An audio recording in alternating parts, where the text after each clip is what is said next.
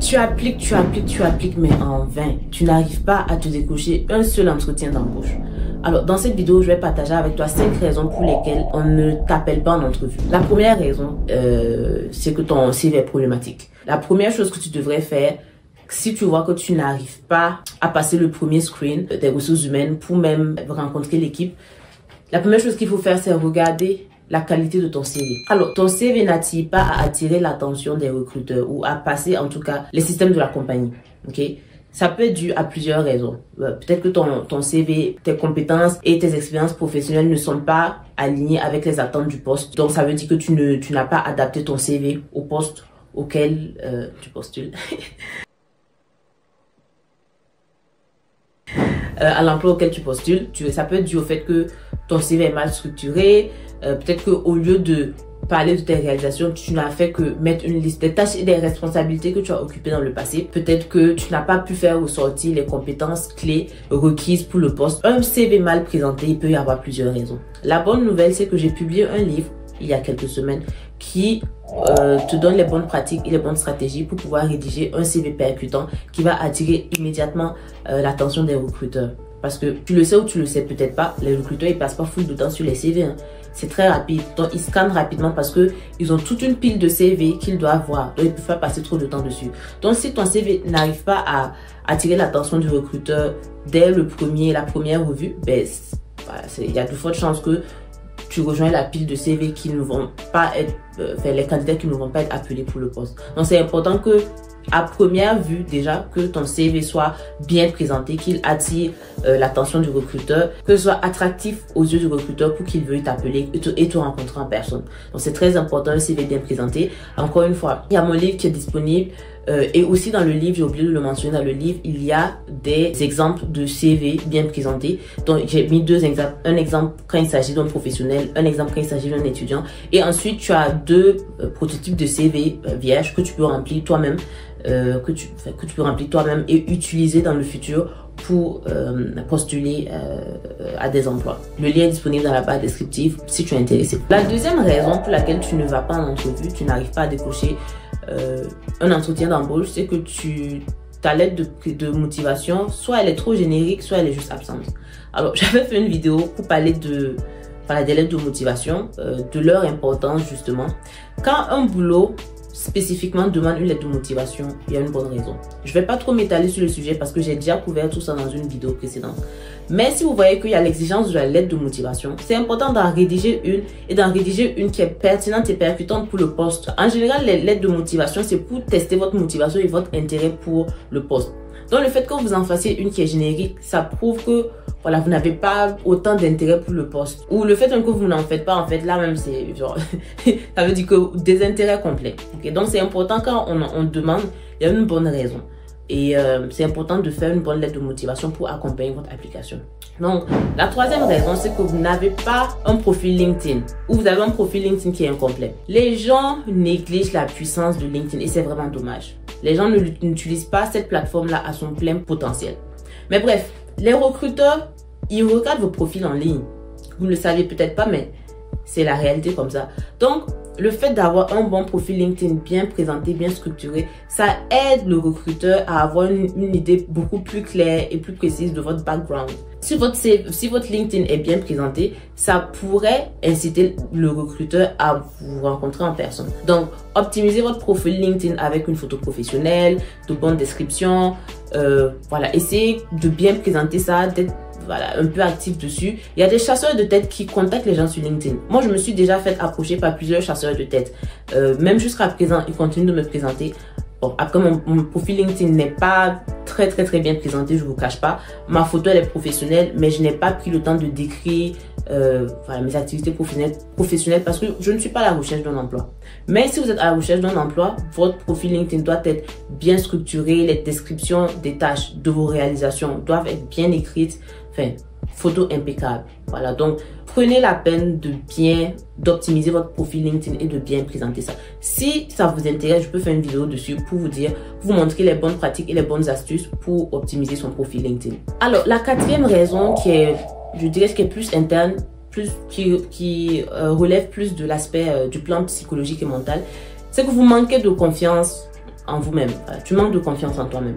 Et ça impacte la recherche d'emploi et ça va même jusqu'à impacter, faire réduire tes chances d'aller en entrevue. Alors, pourquoi je dis ça? Que le manque de confiance en soi pourrait être la cause pour laquelle on ne vous appelle pas en entrevue. Quand vous cherchez du travail, tu réseautes.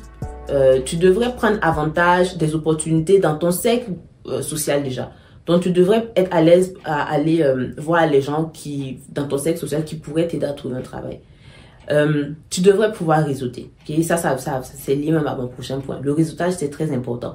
Si tu n'as pas confiance en toi-même, tu n'auras même pas l'humilité pour reconnaître que ton CV a peut-être un problème. Et il faudrait peut-être que tu améliores ton CV. La manière dont tu te présentes, quand tu es devant un potentiel recruteur ou une personne qui pourrait potentiellement pouvoir t'emmener en entrevue, si tu n'arrives pas à te vendre, parce que pour se vendre, il faut avoir confiance en soi. Si tu n'as pas confiance en toi et en ta capacité en tant que professionnel, tu ne pourras pas te vendre correctement à cette personne-là. Et cette personne-là ne va pas forcément t'aider à aller en entretien d'embauche. Alors, j'ai eu un cas, il n'y a pas si longtemps que ça, il y a même cette année-là, il y a quelques mois, où voilà, moi j'avais une opportunité d'emploi dans mon équipe. Il cherchait quelqu'un, gestionnaire de projet, et je connaissais quelqu'un qui était à la recherche d'emploi.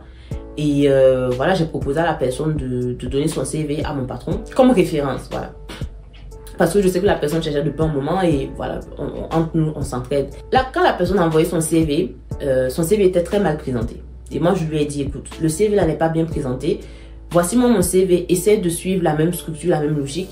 Et après, on s'assoit et puis voilà, je te donne un feedback. J'ai essayé de dire ça gentiment quand même dans le respect parce que c'est pas une critique qui est facile de dire à quelqu'un son CV est mal présenté, tout ça.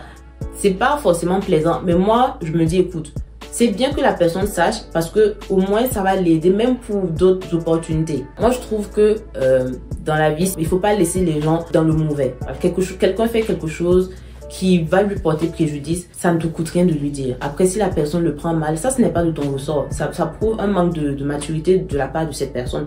Mais toi tu as fait ce que tu devais faire. Il y a une manière de délivrer bien sûr. On ne dit pas les choses comme ça là sans tact. Donc voilà, je me suis assurée que quand même c'était dit de manière respectueuse, avec beaucoup de tact. Et la personne, elle avait l'air plutôt réceptive. Mais au final, je me suis rendu compte qu'elle n'était pas si réceptive que ça. Parce que elle n'a pas corrigé le CV comme je lui ai demandé. Elle a pris presque un mois pour me faire un retour. Bon voilà, moi j'ai trouvé ça dommage. Et après, quand on a échangé, j'ai vu qu'en fait, la personne a un problème de confiance en soi. Et moi, je lui ai dit, mais écoute, tu n'as pas de raison de ne pas avoir confiance en toi parce que tu as les capacités qu'il faut. Tu es allé à l'école, tu as tes diplômes, tu as ton master dans le domaine. Tu as fait des stages, donc clairement, tu as la capacité. Donc, à partir de ce moment, il faut avoir confiance en toi. J'ai même dit à la personne, écoute, dans ton cercle d'amis là, moi, je sais qu'il y a des gens qui recrutent dans le poste que tu veux. Est-ce que tu as approché ces gens-là? Il me dit non. Je dis, mais la première chose que tu aurais dû faire même, c'est d'approcher ces gens-là et leur parler de ton profil, leur parler de toi et leur dire, écoute, je recherche de l'emploi. Toute personne bien intentionnée, ça ne me coûte rien de référer quelqu'un. Si tu sais que la personne a les compétences, la personne est une battante, ça ne me coûte rien. Et je pense que les gens auraient quand même été ouverts à l'aider. Mais si toi, tu n'as pas confiance en toi, en tes capacités de faire le travail, c'est compliqué. Donc, c'est très important de travailler sur son estime de soi, sa confiance en soi, pour même maximiser ses chances en entretien d'embauche. Donc, c'est quelque chose dont on ne parle pas assez, qui est assez subtil parce que ça relève du mental. Mais c'est très important. Quand tu recherches du travail, il faut que tu sois droit dans tes baskets et que tu sois confiant dans ta capacité d'apporter quelque chose à la compagnie et de pouvoir faire le travail là convenablement. Alors, la dernière raison pour laquelle tu ne vas pas en entrevue d'embauche, c'est parce que tu n'es pas proactif. Donc, tu appliques de manière passive et tu attends. Quand tu demandes aux gens, les gens qui se plaignent, pas tout le monde, bien évidemment, mais certaines personnes qui se plaignent, je ne trouve pas du travail, je cherche. Tu leur demandes qu'est-ce qu'elles font concrètement, tu vois que probablement la personne a envoyé, je sais pas, un CV dans la journée, 4 jours dans la semaine, elle parle pas, elle n'approche pas les gens, elle dit pas aux gens qu'elle cherche du travail, vraiment elle applique de manière nonchalante, de manière passive. Écoute, il peut y avoir la chance, hein. Peut-être tu peux appliquer comme ça de manière passive et nonchalante et tu vas trouver une belle opportunité, ça se peut. Mais si toi tu vois que la chance ne vient pas, depuis je sais pas des semaines, des mois tu fais ça, tu adoptes cette stratégie-là et tu vois que les choses ne vont pas dans ton sens, ben, il est temps d'être plus proactif. Et la proactivité, ça demande le réseautage. Moi, je l'ai déjà dit dans les vidéos précédentes, ma carrière à Toronto, je l'ai commencé ma carrière à Toronto, j'ai pu la débuter parce que j'ai dû réseauter. Donc c'est le réseautage qui m'a permis de débuter ma carrière à Toronto. C'est le réseautage qui m'a permis d'obtenir les opportunités d'emploi que j'ai eues au Canada et même quand je suis retournée au Burkina Faso. C'est le réseautage qui m'a permis d'arriver où j'en suis aujourd'hui. Donc moi je suis pro réseautage, pro activité.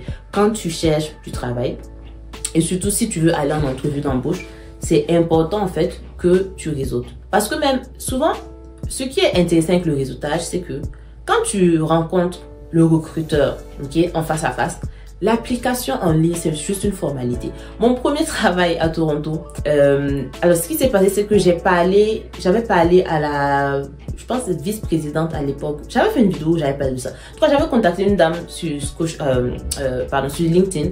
Et je lui avais expliqué que j'étais intéressée par ce poste-là. C'était un programme de rotation chez la Banque Scotia. Et cette dame a pris mon CV, elle l'a envoyé aux ressources humaines. Et après, il y a une personne des ressources humaines qui m'a contactée. On s'est assise, on a pris un café, on a parlé, elle voulait en savoir plus sur mon background. Et après ça, je vous assure que c'était une formalité. Elle m'a dit d'appliquer pour le poste, mais en soi, j'avais déjà passé la première étape pour être prise dans le programme de rotation. Donc c'est pour ça que je dis en fait c'est important de réseauter et c'est important d'essayer de parler aux recruteurs parce qu'une fois que on vous rencontre en vrai et si votre profil vraiment rentre dans les exigences, enfin votre profil, vos compétences, vos expériences professionnelles rentrent vraiment dans les exigences du poste, le reste c'est une formalité. Donc pour pouvoir aller en entrevue d'embauche, souvent ça prend de réseauter, souvent ça prend de connaître les personnes clés. Ça vaut pour le Canada, ça vaut pour le Burkina, ça vaut pour la Côte d'Ivoire, ça vaut pour plein de pays. À la fin de la journée, c'est les relations. Seul, on avance, mais c'est les relations qui font que on va plus loin. Donc, il faut garder ça en tête. Ok?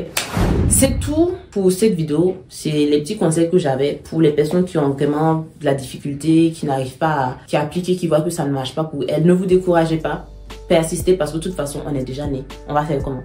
Est-ce que vous allez vous asseoir là et puis attraper votre tête et crier tous les jours, dire oh, je trouve pas un emploi? Ben non, faut pas se victimiser, il faut travailler, il faut se lever en fait, il faut se motiver tous les jours parce qu'on n'a pas le choix. Vivre misérable, sans emploi, sans argent, c'est pas une option. Ok, donc je vous encourage vraiment, ne vous découragez pas. Dépendamment du pays où vous êtes aussi, il faut prendre en considération souvent les crises économiques qui ont lieu, les pénuries les pénuries sur le marché de l'emploi que les pays là traversent. Donc souvent aussi ça prend un peu de patience et de gentillesse envers soi-même. Donc voilà, il faut reconnaître qu'on fait beaucoup d'efforts, mais il faut reconnaître qu'on n'en fait pas aussi. Et malheureusement, beaucoup de gens n'en font pas dans le processus de recherche d'emploi. Donc je vous exhorte vraiment à vous lever, à vous battre. Voilà, allez, c'est tout pour cette vidéo. Prenez soin de vous et on se dit à la prochaine. Ciao, ciao.